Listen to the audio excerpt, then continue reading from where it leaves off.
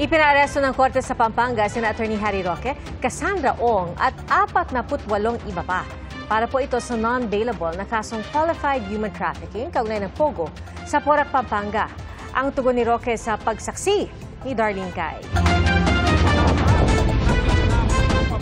Huling nakita ng publiko si dating presidential spokesperson Harry Roque sa The Hague, Netherlands kung saan siya humihingi ng asylum matapos ang mga kinakaharap na problema kaugnay ng Pogo operation sa bansa.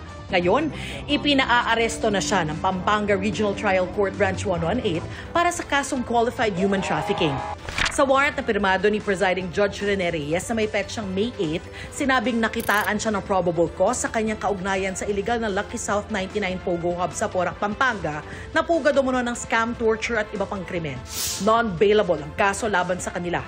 Nauna nang itinanggi ni Roque ang alegasyon at sinabing abogado siya ng Whirlwind Corporation na may-ari ng lupang pinagtayuan ng Lucky South 99. Si Roque ipinaaresto rin ng House of Representatives dahil sa kanyang hindi pagdalo sa Quadcom hearings kaugnay ng Pogo operations. Sa isang pahayag, sinabi ni Roque na hindi raw makatarungan ang ginagawa sa kanya at isasama niya raw ito sa kanyang aplikasyon para sa asylum sa the Netherlands. Biktima raw siya ng political persecution ng Administrasyong Marcos dahil kaalyado niya ang mga Duterte. Sisikapin daw niyang makakuha ng mga legal remedy para mapangalagaan ang kanyang buhay at kalayaan na ngayon ay pinagbabantaan. Hindi raw siya lumisan ng bansa dahil guilty siya kung hindi bilang bahagi ng kanyang human right na makakuha ng asylum.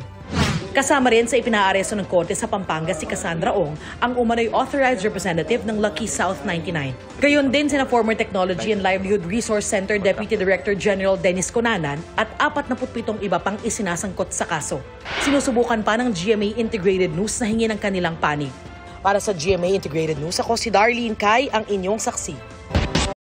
Mga kapuso, maging una sa saksi. Mag-subscribe sa GMA Integrated News sa YouTube para sa iba't ibang balita.